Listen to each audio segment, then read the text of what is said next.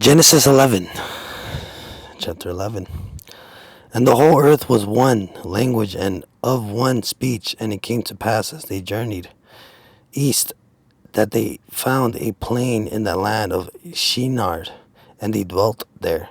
And they said one to another, Come, let us make brick, and burn them thoroughly. And they had brick for stone, and slime, and slime had they for mortar. And they said, Come, let us build us a city and a tower whose top may reach unto heaven, and let us make us a name, lest we be scattered abroad upon the face of the whole earth. And Jehovah came down to see the city and the tower, which the children of men build. And Jehovah said, Behold, they are one people, and they have one language, and this is what they begin to do. And now nothing will be withholden from them which they purpose to do. Come, let us go down, and they confound their language, that they may not understand one another speech. So Jehovah scattered them abroad from thence upon the face of all the earth, and they left off building the city. Therefore was the name of it called Babel, because Jehovah did there confound the language of all the earth, and from thence did Jehovah scatter them abroad upon the face of all the earth. These are the generations of Shem. Shem was 100 years old and begat Arphaxad. 2 years after the flood, and Shem lived after he begat Arphaxad 500 years, and begat sons and daughters. And Arphaxad lived 35 and begat Shelah.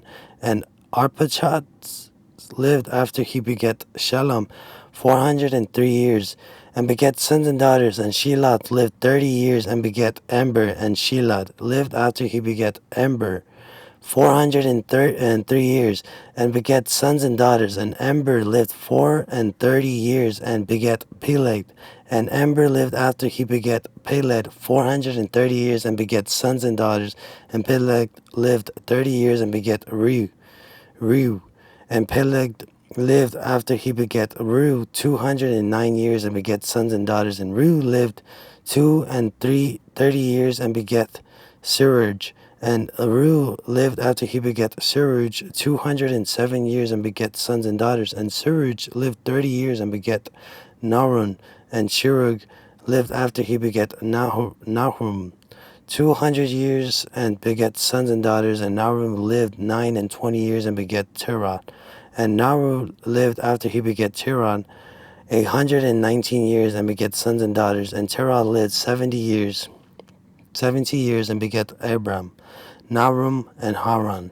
Now these are the generations of Terah. Terah begat Abram, Nahum, and Haran. And Haran begat Lot. And Haran died before his father Terah in the land of his native, in Ur of Chaldees. And Abram and Nahor took them wives. The name of Abram's wife was Sari. And the name of Nahum's wife Milcah, the daughter of Haram, the father of Miklah, and the father of Iscah. And Sarin was barren; she had no child.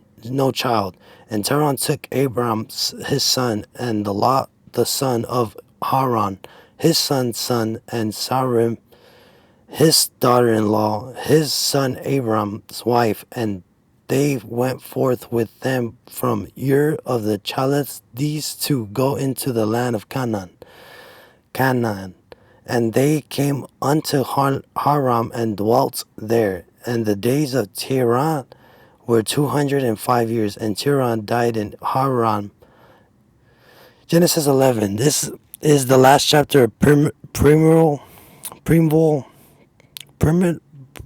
history. Genesis 1 through 11. And the bridge into the Abraham story, Genesis 12. It has two movements.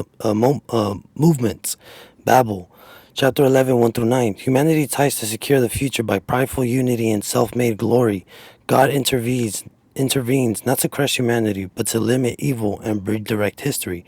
Shem, Terah, Abram. Chapter 11, verse 10 through 32. After scattering the nations, God begins a new strategy, blessing the nations through one chosen family. Here's what God is saying through the text. Babel is not people learning architecture. It's humanity building a false salvation, one language, one speech. Unity isn't presented as evil in itself. The issue is what the unity is for.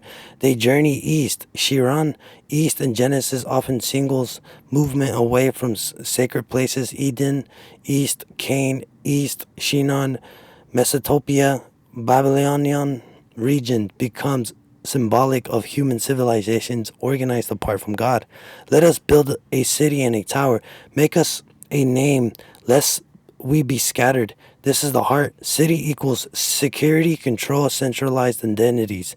Towers, whose top may reach unto heaven, equals most likely surrogate imagery. Temple tower in ancient terms, it is not touch outer space, it's build a stairway between heaven and earth, a human managed religion and power center. Make us a name, self-glorification, author self-author, meaning lest we be scattered, direct resistance to God's command to fill the earth. Genesis chapter 1 verse 28, chapter 9, verse 1. God wanted humanity to spread and steward. They want to concentrate and secure themselves.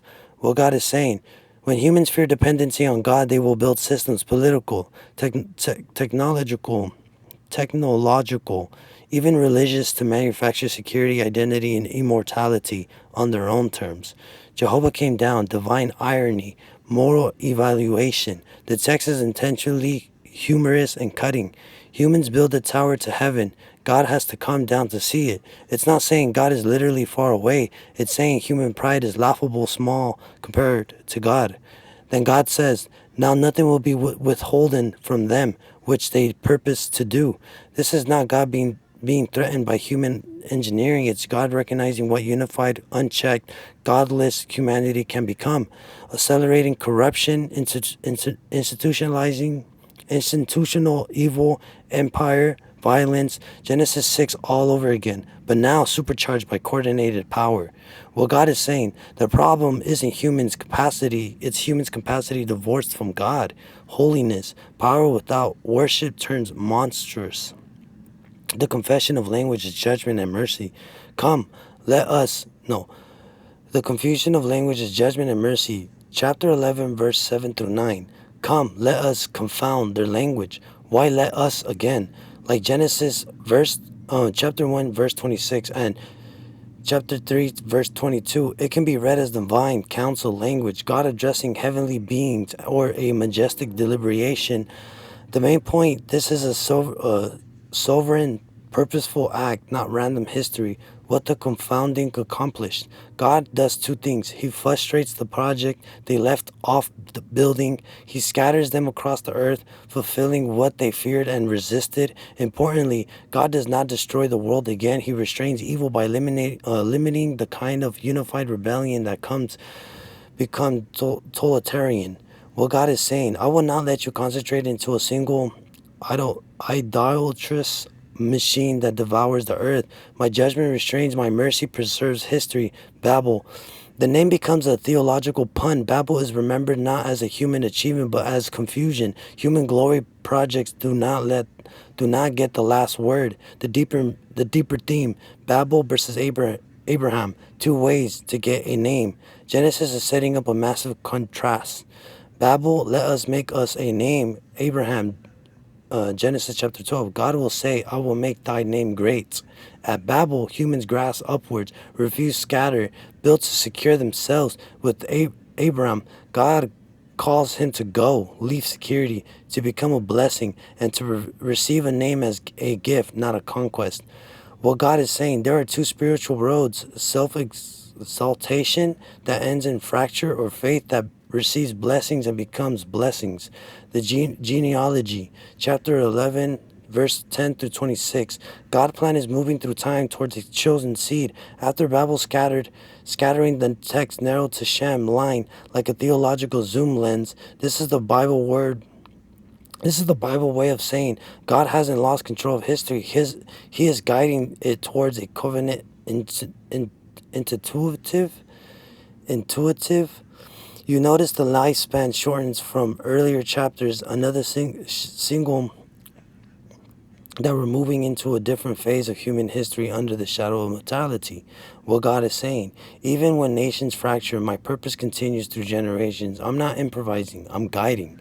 Tehran family, the stage is set for covenant grace. Chapter 11, verse 27 to 32. Key details are not random. Ur of the Chaldees, a real place of civilization, wealth, idolatry, security, exactly the kind of settled world Babel represents. Sarin was barren. This is the theological setup. God will build a people not by human strength but by promise. Barrenness becomes the canvas for grace. They went to go into the land of Canaan, and they came unto Haran and dwelt there. Tehran begins the journeys, but stops short. The story is poised. Someone must actually answer God's call fully. What God is saying, the future of redemption will not be built by human towers. It will be birthed by my promise, often through human weakness. The main message of Genesis 11 in one sentence. Humanity tries to secure identity and salvation through centralized pride, make us a name, resisting God's mission to fill the earth. God mercifully restrains that project by confusing language and scattering the people. That begins a new redemption strategy through Shem's line, leading to Abram, through whom God will bless the scattered nations. And that is Genesis 12.